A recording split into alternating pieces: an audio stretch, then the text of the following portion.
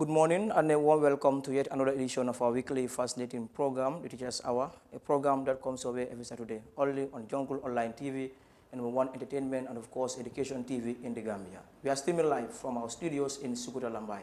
I'm your host, Babu Karev Jamme. Teachers Hour, this is the program where I look at the roles and plight of teachers in the Gambia. And of course, we shall continue to invite teachers and stakeholders from different regions across the country to shed light on a topic of discussion. And today in the studio, I'm joined by seasoned and prolific teachers who, of course, join me today to discuss on the role or the contribution of teachers towards students' academic performance. And of course, today in the studio is Mr. Boubacar Cisse, teacher currently posted at Kanifing East Upper and Senior Secondary School, and of course, Madam Farmata Jarai Balde.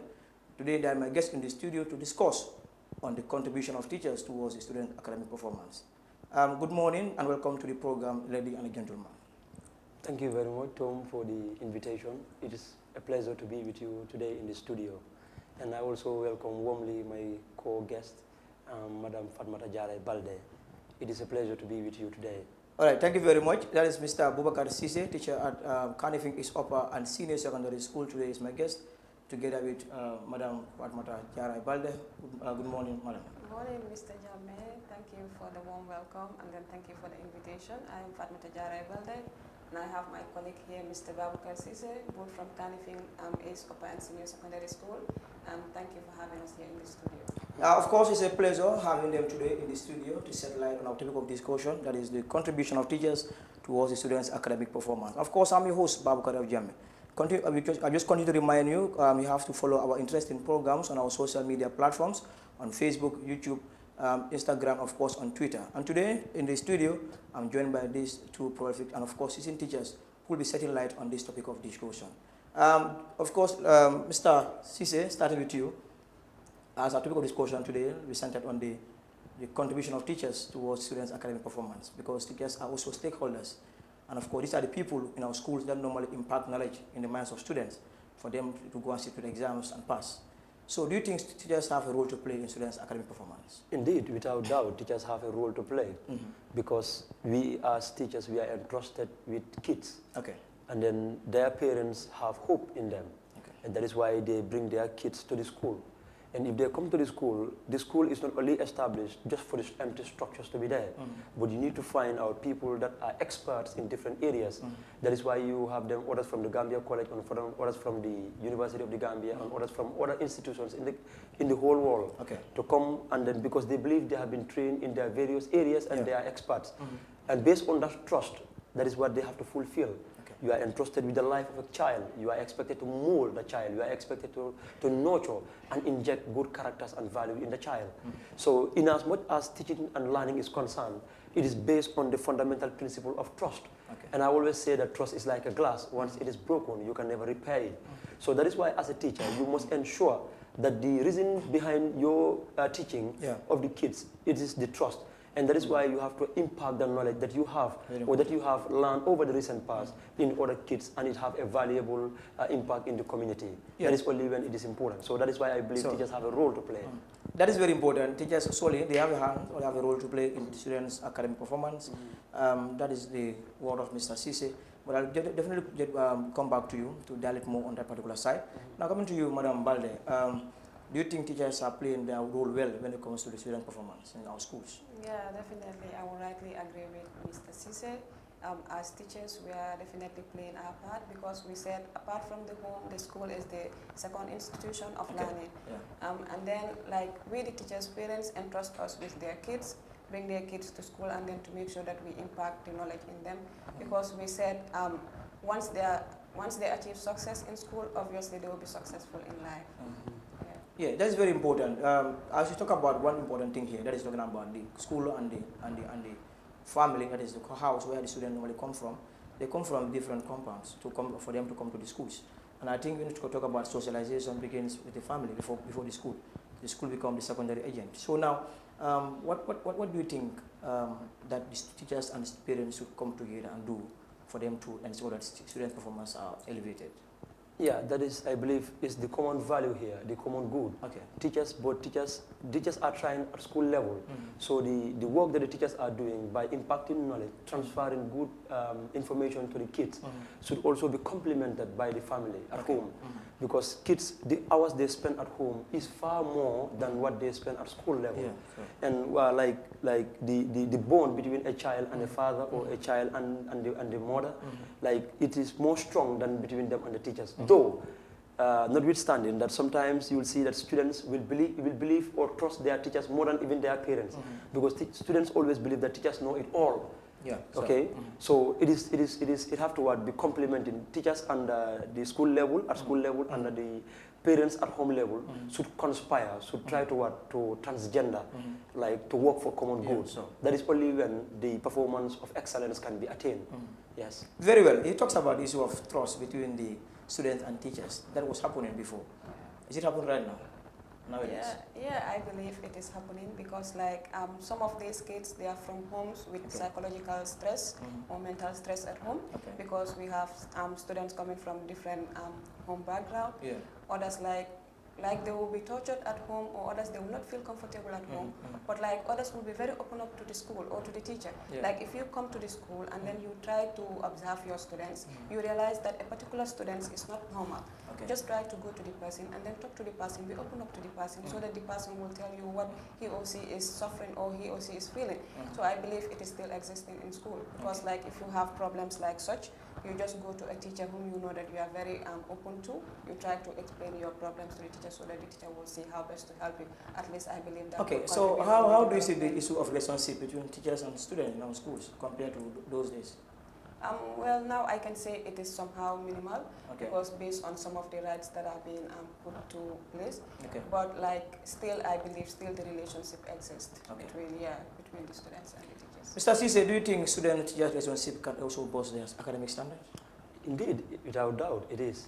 Because like Madam rightly said, that the relationship between the student and the teacher, it is very, very crucial, very important. So if the student, you the teacher, you are not open up to the child will tend to be petrified, be fearful of you. So if once the child develops that fear for the teacher, even if the child is feeling bad or being tortured or psychological pressure at home, he or she wouldn't have the guts to face you and express him or herself to you. Because after they are parent, you are the second parent at the school level. So if they believe they are having problems at home level and they are not having the courage to tell it to their parents at home, then if they come to school level, you should be open up to them. You should be very loving as a teacher. You should be very genuine, so that they will come to you and tell you some of the problems that they have. Okay, but not to abuse the relationship. Okay, sometimes you give them an inch and they will want to go further. So I believe as a teacher, in as much as you are a professional teacher, you need to create boundaries. You need to create limits, that students do not have to infringe on your rights as a teacher, and equally you as a teacher, you don't also have to infringe or trample on their rights as well. With that, definitely the relationship will be very cordial, and it will enhance academic performance. Teachers, as of course, prime the mentors to the students in our schools. In some cases, when students' performance go very bad, we could perform very lowly. Normally, we start blaming teachers. Do you think teachers are the cause of the students' failures in our schools? Well, the bad or the mass failures of students at school level, I believe it would not be just to only pick it on one level. One have to be look at it at very diverse level. There are different contributing factors. Where when you look at the mass failures of students, particularly of recent, let me say in the Gambia, because I am concerned of the Gambia, not only being concerned of Gambia, but the whole world. But I will take Gambia as an example, because I'm a Gambian and I'm living in the Gambia and I'm teaching in the Gambia as well. So the role of teachers have a role in the failure, parents at home have a role, and children as well also have a role, and I believe even the environment.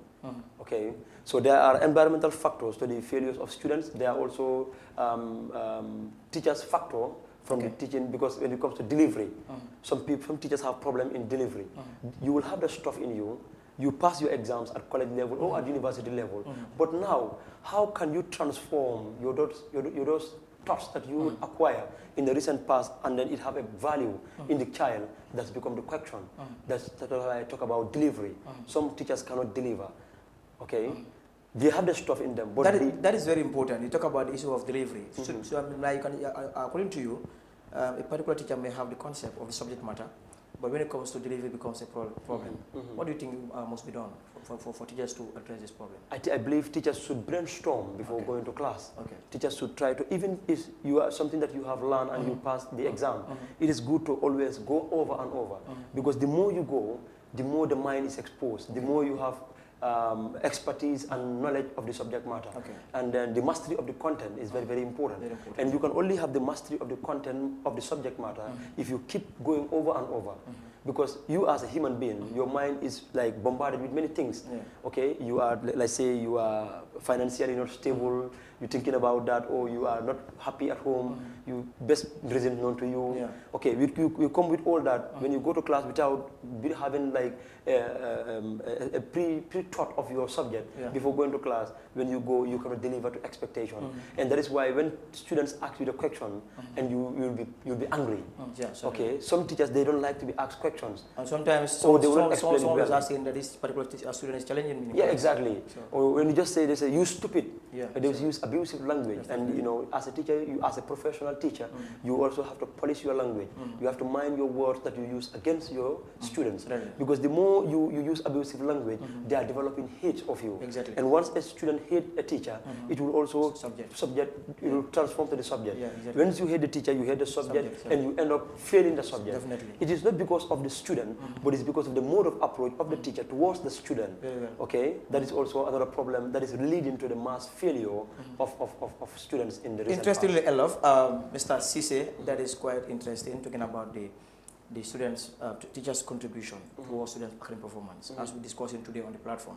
I would like to come back to you to dialogue more on that particular side. But before that, like, I have to turn my attention to Madam Balde with regards to teachers' preparation to go to class. And I know teachers are giving what they call records. That is the lesson plan and the scheme. Do you think now teachers are planning this before going to class? Because he talks about issue of what? Brainstorming students before you start your lesson proper. Yeah, definitely. Some teachers are still planning ahead, but like just not to plan, but at least if you plan something, make sure you have a mastery of the subject, as he said. Don't just plan and then you just wait for your time for the class and then you just go into the class. Make sure you have a little knowledge about what you're going to teach the students, so that whenever questions come from all angles, you will be able to tackle them in class. Make sure like you have an idea of what you're going to teach.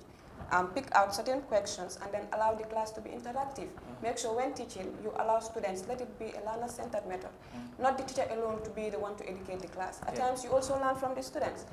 The teacher cannot know everything, but like if you allow the students also to interact with you, obviously you will learn from each other, I believe. Why do you think it's important for teachers to plan their lessons before going to class? I believe it is very important for teachers to plan their lesson. Because if you plan your lesson, obviously you know what you're going to teach. But without planning the lessons, at times you may go offline of what you're going to teach. But like if you have everything planned intact, obviously if you go to the class, you know that I'm going to teach this directly. Yes, that is very important. We have understood that those days students are more challenging to their teachers, because they normally read before coming to class. And anytime teacher come to class, they have to clear their doubts by asking questions. Is that happening now in our schools? I will not say yes. I will say no.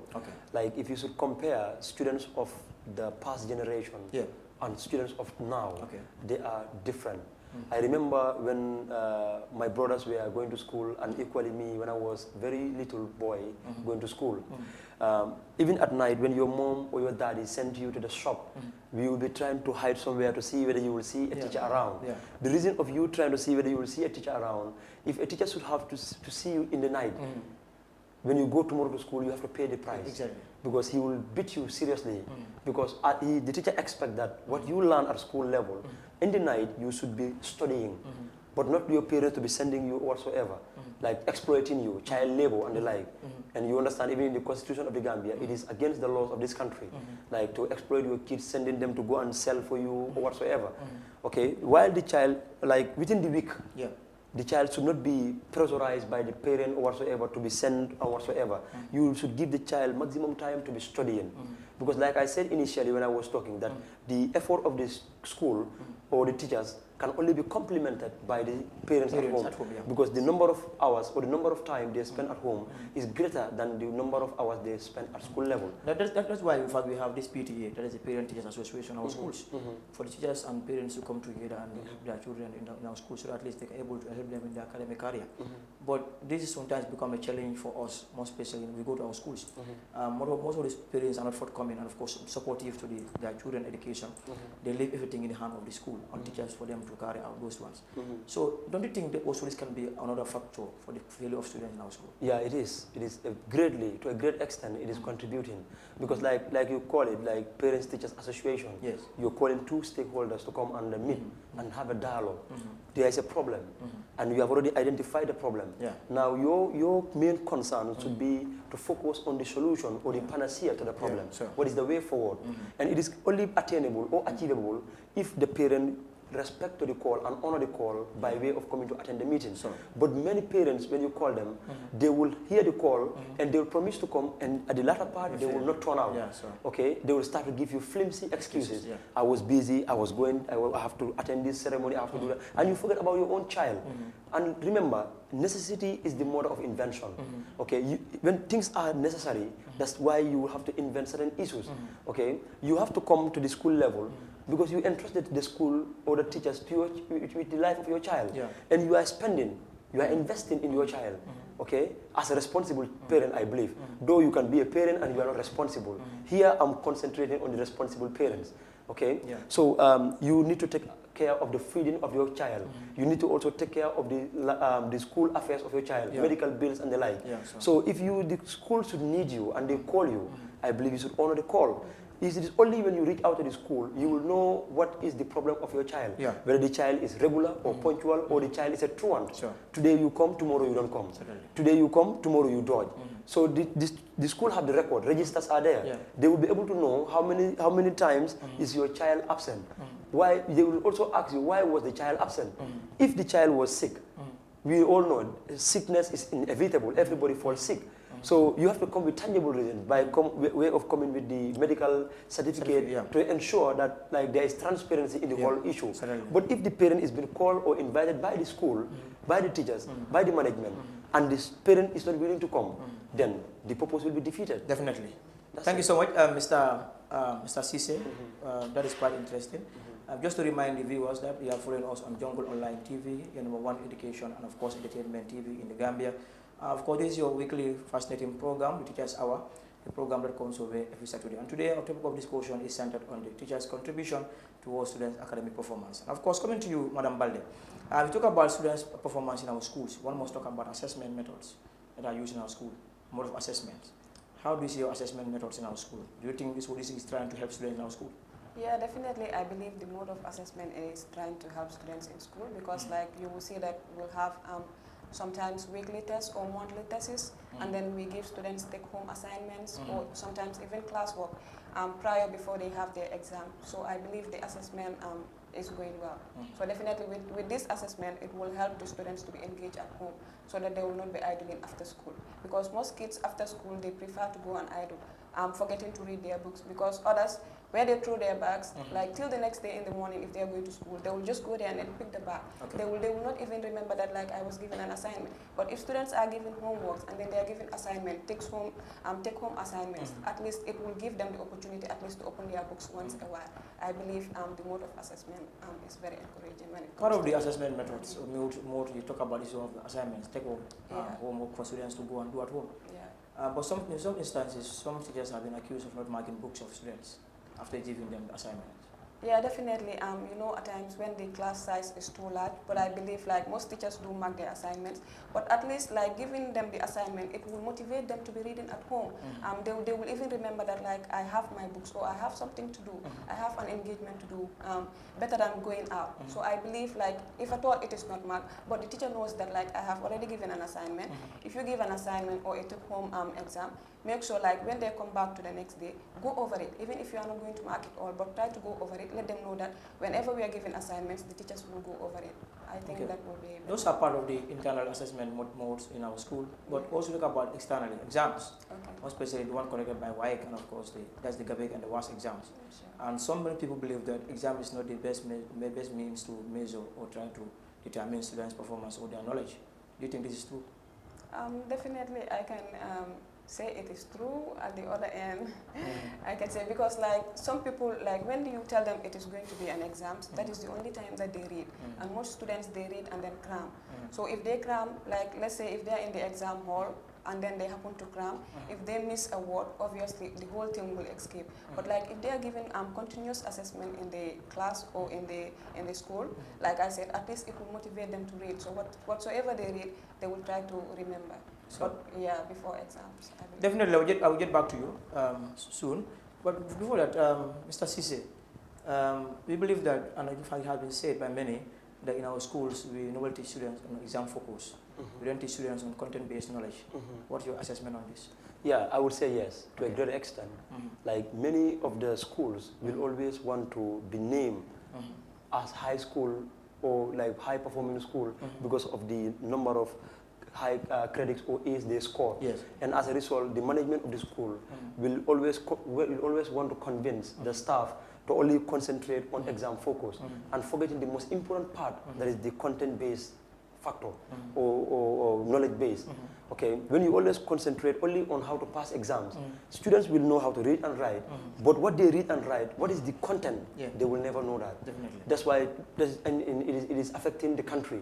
You will see people will have their bachelor's degree or they will have their master's degree or up to PhD. And the area that they specialize, when the country is faced with a problem from that area, they cannot deliver. They cannot even think of how to solve that problem. It is because the way they were trained, I believe that have to come in the entire curriculum. Like the knowledge that we are to impact or the skills that we have to learn should match with our problem. Exactly. With the problem of the society, because we are training people that will be in the institutions of the country, different institutions. So if they have been trained only on how to pass exams and not how to deliver or not how to handle certain problems in the near future, then we are living we will live in a jumbled country, whereby everything is mixed up. Certainly. You wouldn't know where the head and the tail is, and that is why in the Gambia we are faced with a lot of problems of such. Okay, you will be in an expert, call an expert because of your credentials that you present. Yes, you have passed your exam to earn you the credentials, and that's what earn you also the job. But now when the problems are in the job market or in your own domain or in your own purview, you cannot come up with tangible reasons. So I believe we have to shift from that exam focus and we go back to the knowledge base. And that is why I will tell you, the generation of people like Halifa Saleh and the like, Sidia Jata, the old past that we call today, the content that they have and the understanding of the problems of the society that they have, it is far different from our own generation. Even though our time to learn is very easy now with the world of the technology and whatsoever. But you cannot compare their knowledge and our knowledge of today. We only cram, but we cannot deliver. Certainly. You talk about very important thing here, that is the exam focus and the knowledge base content. Now we talk about that, and I know these students normally when they graduate from the senior school, they show their face in the universities and colleges. And you have been at the college, and of course also college, and of course at the university, I believe. So what is it like? What is students like, their performance when it comes to that area? Because normally you are given semesters, and what you learn in that particular semester as a course is what you are going to do in exams. Is similar thing happening at the universities? Okay. Well, I believe it is somehow similar because like some of them, they are just freshly from grade 12. So obviously like that is the mentality that they have because that was the system that they were adopting. So obviously some will try to adopt to the same system, but some will still try to change to make sure, like as he was saying, like you have the knowledge base better than only to focus on the book. Yes. So very well. Mr. Cisse, the other thing is talking about exam in our schools. Teachers are those that help students to prepare for the exams. In fact, they prepare them, they mold them for them to go and sit to the exam in our school. We have two external exams, that is the GABEC and of course the WAS exam for the grade 9s and the grade 12s. We come to this level since 2 years back to now. We have been receiving and of course gathered a lot of information from the ministry and of course WIC and from the people as well with regards to the performance of students in our schools. And as a teacher, what do you think is the main problem of students' mass failure in our schools? I believe students are not taking up the education seriously, because you will go to a school or you go to a class, you the teacher have to beg the students to even concentrate. You have to come to their level, babynize them, engage them, or sometimes you inspire them so that they can even concentrate in class. I believe if a child, a responsible child, should move from your home all the way to your school, you should know why you are in school. You should know the purpose. As you live a purposeful life, you should also know why you leave your home to the school. You are there to learn. But it's unfortunate, Mr. Jame, you will see a student that go with 0 to class, 0 concentration, I mean, and the person is going home and go with -0. That is because the child was not concentrated at all. And there is this old English saying that you can force the horse to the river, but you can't force it to drink. It is left to the choice. It is a choice of the horse to either drink or choose not to drink. So in as much as the child is in class, you can only if the child is willing, because now with these rights, human rights, child right, what and what, you cannot now beat, you cannot brush them with wisdom, so that at least they can have a courage sort of. But now you have to be careful. You as the teacher, you need to be careful with the child. If not, they will take you to police saying you are torturing them or you are insulting them or whatsoever. So that's why most of the teachers now will now just say, anyone who wishes to learn, I will teach. If you don't want to learn, I will leave you. So when the failure comes, you fail. But I believe, as a teacher, you shouldn't reach with the student to that level. There is always a way out. That is why what the teacher can do to a child, the minister cannot do it to a child. The president cannot do it to a child. Why? Because you are unique, because you are a teacher. You are a teacher because you are resourceful. You are a teacher because you are genuine. You are a teacher because you are an expert in your area. You are a teacher because you are entrusted with the life of a child. You are a teacher because you gather all these qualities. That is why you are unique. We are different from any other people in society. So even if the child is not willing, you should be able to inspire the child to be willing to learn. Very well. Or you reach out to the child. That's why you study psychology at college level or university level. To read the child and know the problem of the child. Human psychology, because psychology I understand is very diverse. Exactly. But we mind the human one. Thank you very much, Mr. Sise. Finally, final questions to you, Madam Balde. With regards to the external examination, Gambia and WAS in our schools, we haven't seen that teachers in our school normally assess students. Internal examination, of course, test given to students in our schools. We don't help them, and they have to take the exams. They pass or they fail. But why is it that now when it comes to our external examinations, many schools have been accused of malpractice in our schools? And I know this malpractice, teachers are the one behind it, because they normally assist students, giving them complete, they have to go and write answers to them, give to students whom they think they can able to have 6. And now, why came up with this mechanism to try to seize and cancel some of their subjects and papers? Why do you think teachers are doing this? And what is your advice for teachers from those schools that are doing this for them to stop the act? I believe if there are certain schools doing that, I would advise them to stop because it is not helping. So during the lesson period, the student was there. As a teacher, you are a guide. You should guide the student and then tell him or her how to read or how to manage to pass exams better than giving the student or the child that answer.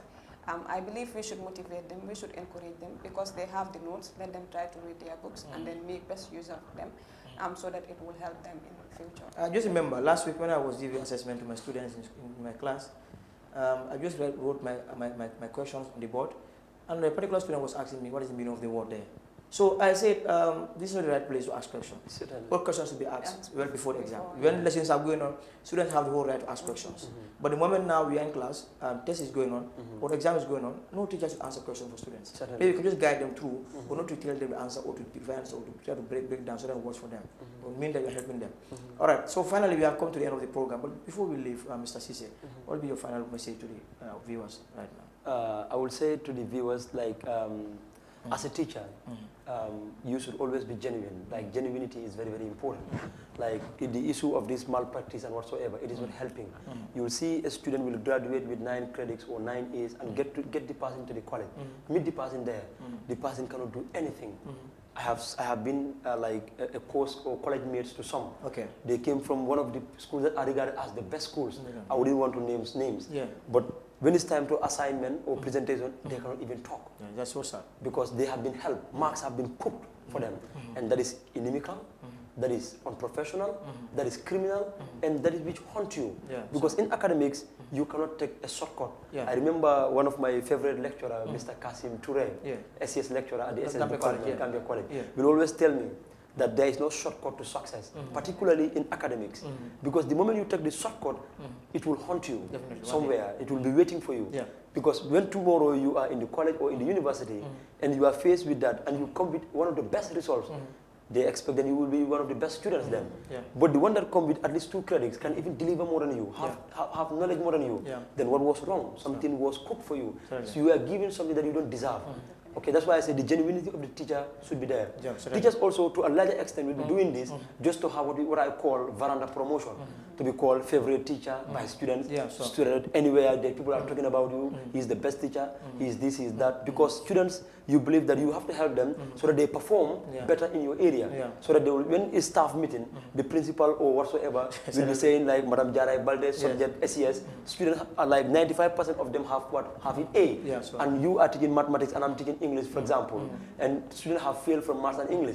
But now, Madam, why did students have passed in that extent, to that larger extent? It's because Madam was the one in the class to help them, per se. Yeah. I'm not saying Madam is doing that, but I'm just taking it as an example. Certainly. So if a teacher is doing that, it will always, to a larger extent, affect the performance of the child, because you will have a good mark, but when you are in a college or university level, you cannot deliver. Very so well. anyone in that, you should. Thank you very much, Mr. Bubakar Sise. Of course, it's a pleasure having him today in the studio. And he's, of course, a teacher teaching currently at Canifing is upper and senior secondary school. It's a pleasure having you today in the studio. Yes, Madam Balde, final message to the viewers before we make close of the program. As a teacher, I would advise like all parents to collaborate with the teachers so that at least they can help us, because we the teachers, we cannot do it alone. You have your own child, you know how best to train your child at home, but like make sure like when the child is from school, make sure be monitoring like the child, whether he was in school and what are some of the lessons that he learned for the day, and then try to make follow up to the school. I can see like young children going to school by themselves, so I wonder if a parent is leaving a child at this early age, like a nursery school child or a grade 1 child, taking him or herself to school. I wonder what kind of a society are we trying to build? Like if that child at that early age is taking him or herself to school, so will the parent take up the responsibility when the child is in primary school or junior secondary school? So I would like to urge all parents, let them endeavor to collaborate with the teachers. Make sure you try to monitor your child, whether he's going to school, whether he's punctual, whether he's regular, at least to help teachers so that everything will be attainable at the end. And I would like to say thank you to our beautiful viewers out there. Thank you very much, and very well. Teachers and other stakeholders have a role to play in students' academic performance. These are the words of Mr. Sise and, of course, Madam Jarai Balde. And, of course, today I am my guest in the studio to dialect more on the topic of discussion, which is the contribution of teachers towards students' academic performance. Well, viewers, we have now come to today's edition of our weekly fascinating program, Teachers Hour, a program that comes away every Saturday only on Jungle Online TV and #1 Entertainment and, of course, Education TV in the Gambia.